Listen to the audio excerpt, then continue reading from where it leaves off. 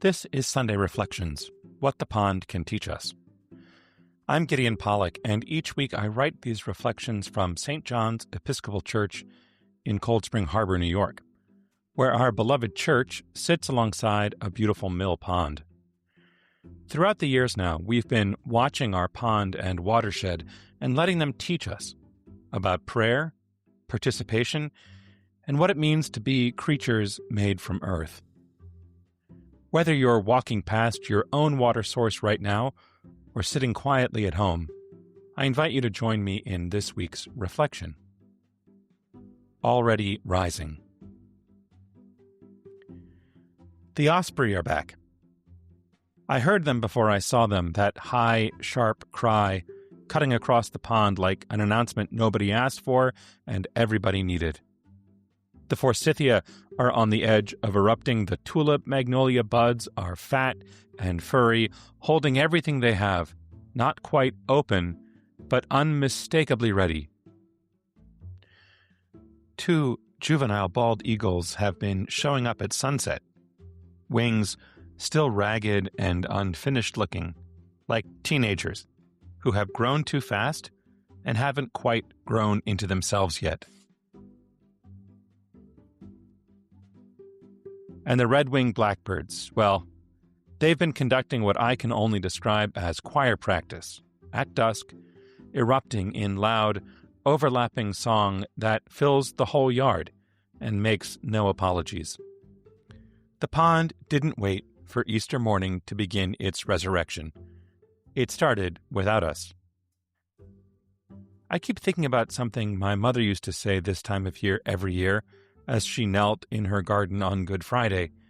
She said, "Anything you plant on Good Friday is bound to rise." She said it the way people say things they know to be true, because the earth itself has told them. She's been gone a year now, and I am planting with renewed hope. The poet Siddharth Pandey writes that everything is alive, and everything is speaking. Standing at the pond this week, I have no argument with him.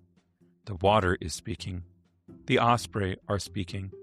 The magnolia buds, still sealed but straining, are speaking in the only language they have, the slow, certain language of becoming. The mosquitoes also arrived this week, along with the warm weather. I guess every silver lining has a cloud.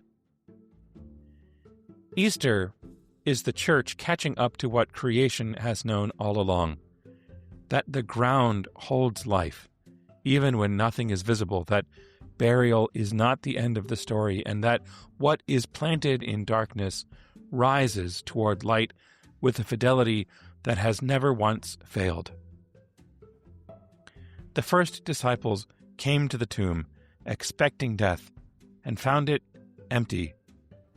I suspect the garden around them was already in full voice, birds, new growth, the smell of turned earth, and that they were simply too grief-stricken to notice it.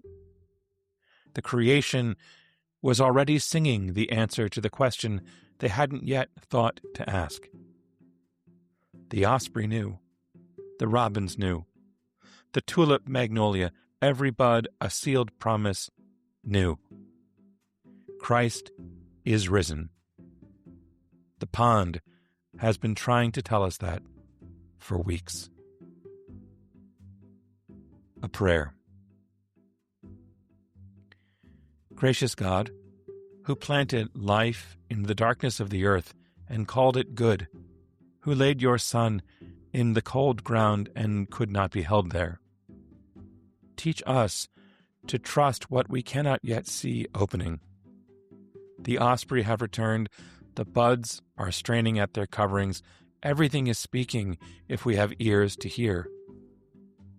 May we plant what we are given to plant, and trust the rising to you. With Christ, who was buried like a seed on Good Friday, and rose as the first fruits of a spring that will never end. Amen. I hope this reflection gives you new eyes to see the creation around you this week. If you'd like to continue the conversation or to support our ministry, find us at www.stjcsh.org. This week, if you find yourself pausing at something in bloom, a forsythia branch, a daffodil still holding its shape, a tree just beginning to open, let it be more than pretty. Let it be a witness. Until next Sunday, peace be with you.